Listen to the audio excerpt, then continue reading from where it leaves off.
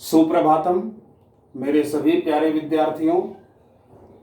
हम लोग लगातार 3 दिन से अलंकार नामक पाठ में उस अलंकार को समझने का प्रयास कर रहे हैं, जिसके अंतर्गत अभी तक हम लोगों ने शब्दा अलंकार के विषय में जाना है।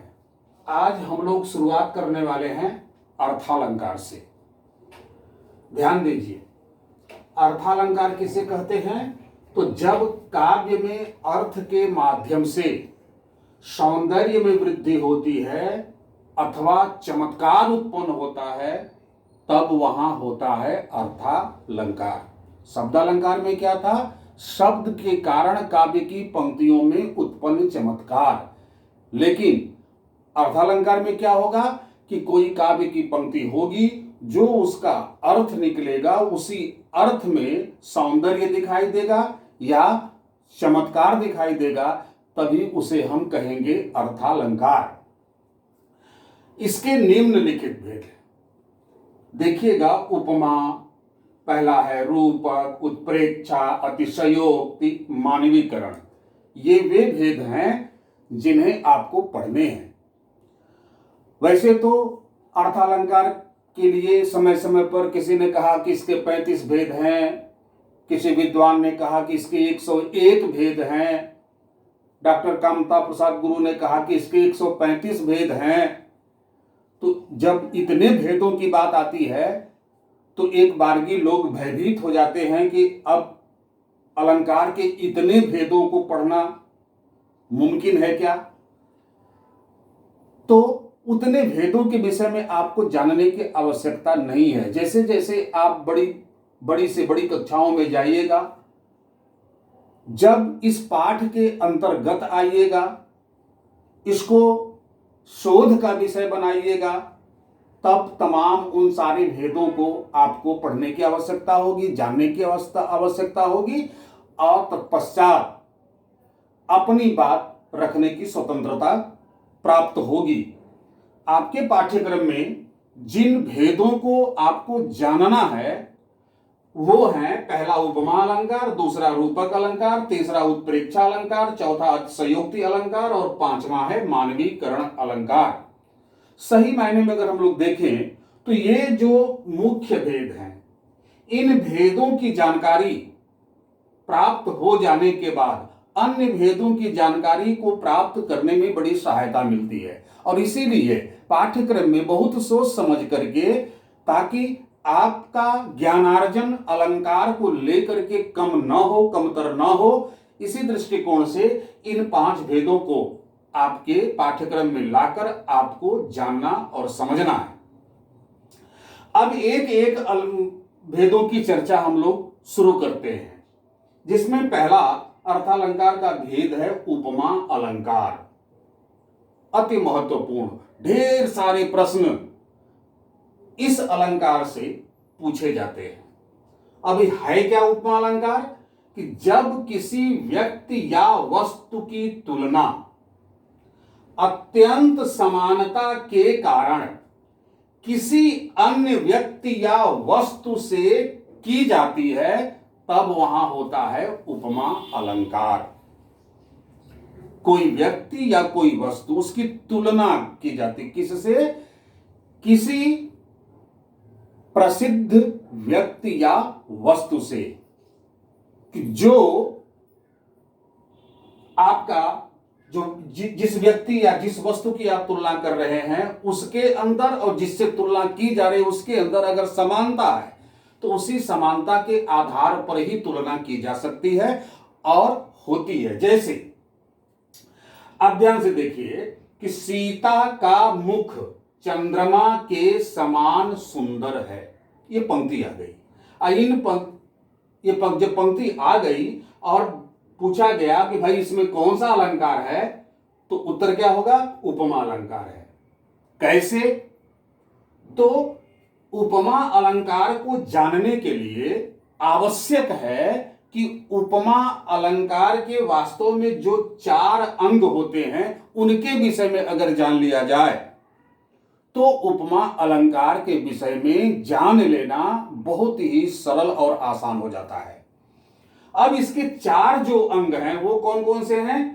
पहले वाले कहते हैं उपमेय, दूसरा वाला कहलाता है उपमान, तीसरा है वाचक शब्द और चौथा है साधारण धर्म।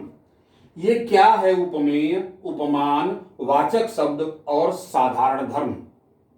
आइए इसकी एक एक अंग की चर्चा हम लोग करते हैं। चारों अंग में पहला अंग क्या है उपमा अलंकार का? उपमेय। अब उपमेय किसको कहते हैं? ध्यान दीजिए, जिस प्रस्तुत वस्तु या व्यक्ति की समानता की जाती है उसे उपमेय कहते हैं। यानी सरल शब्दों में इसको कहिएगा कि जिसकी तुलना की जाएगी वही होगा उपमेय। ठीक है, जिसकी तुलना की जाएगी।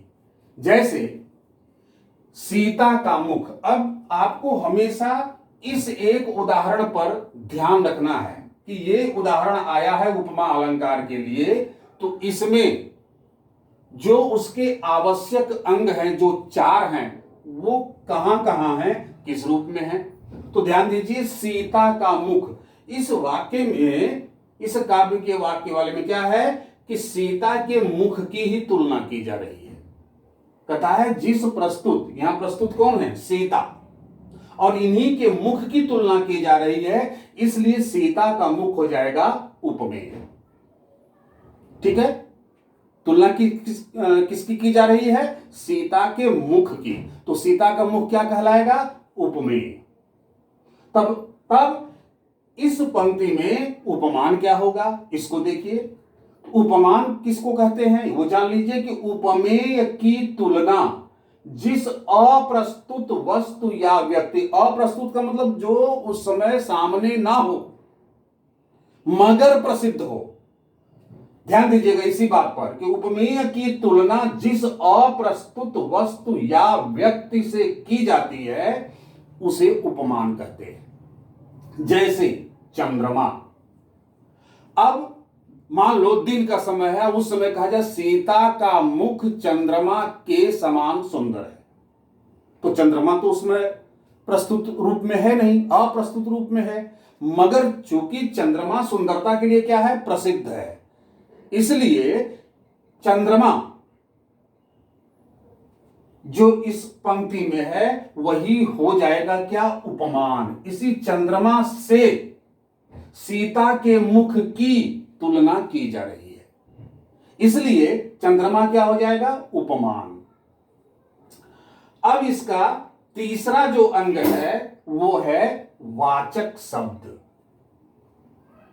अब वाचक शब्द में आप देखिए कि उपमेय की उपमान से तुलना करने के लिए जिन तुलनात्मक शब्दों का प्रयोग किया जाता है, शब्द जो आएंगे जिन शब्दों से तुलना होगी, वो जो तुलनात्मक शब्द होंगे वही कहलाते हैं क्या?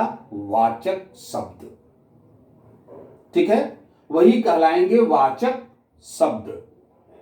अब आप देखिए कि इसमें वाचक शब्द क्या है? समान।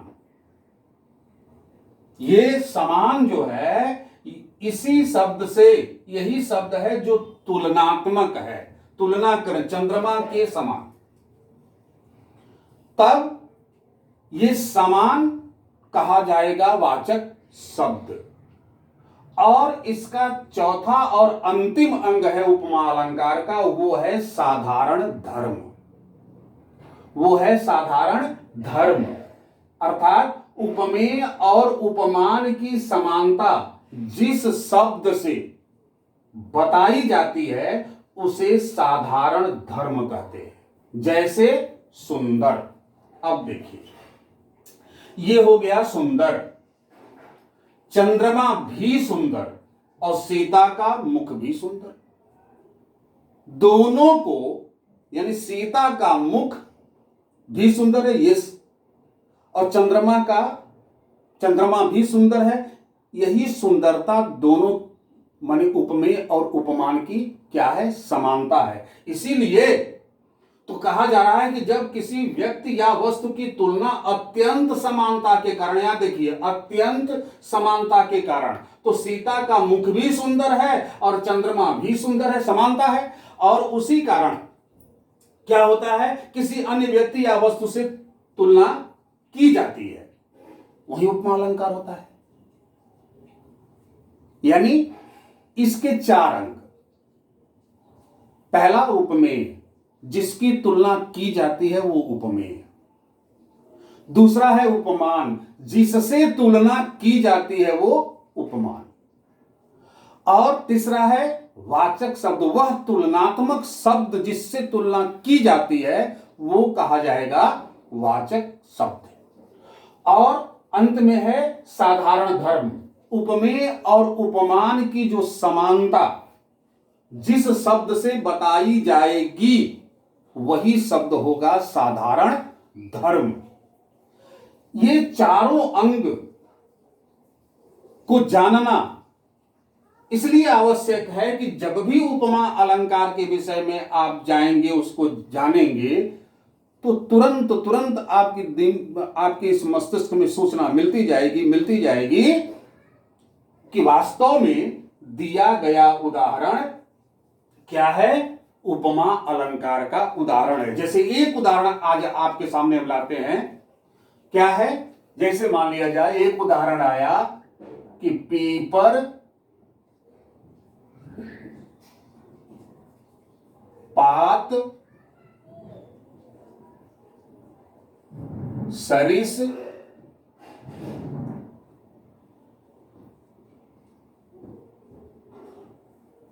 मन डोला। पीपर पात सरिस मन डोला, ये उदाहरण आपके सामने आया और पूछा गया कि भाई ये जो पंक्ति है काव्य की, इसमें कौन सा अलंकार है, तो आप कहिएगा उपमा अलंकार है। क्यों उपमा अलंकार है, तो इसमें उपमेय यानी जिसकी तुलना की जा रही वो क्या है, मन की ही तुलना की जा रही है। पीपल के पत्ते के समान मन चंचल है, ठीक है, तो तुलना की जा रही है मन की, इसलिए ये तो हो जाएगा उपमेय, मन हो जाएगा उपमेय और उपमान हो जाएगा कौन, पीपर पात। किसके समान, तो पीपर के पत्ते के समान। और ये सरिस क्या हो जाएगा, सरिस हो जाएगा वाचक शब्द। और डोला क्या हो जाएगा, साधारण धर्म। मन भी डोल रहा है, पीपल का पत्ता भी डोल रहा है, यही समानता है। इस प्रकार से हम देखेंगे कि ये हो गया आपका उपमेय, ये हो गया उपमेय, ये हो गया उपमान, ये हो गया वाचक शब्द, और ये क्या हो गया, साधारण धर्म।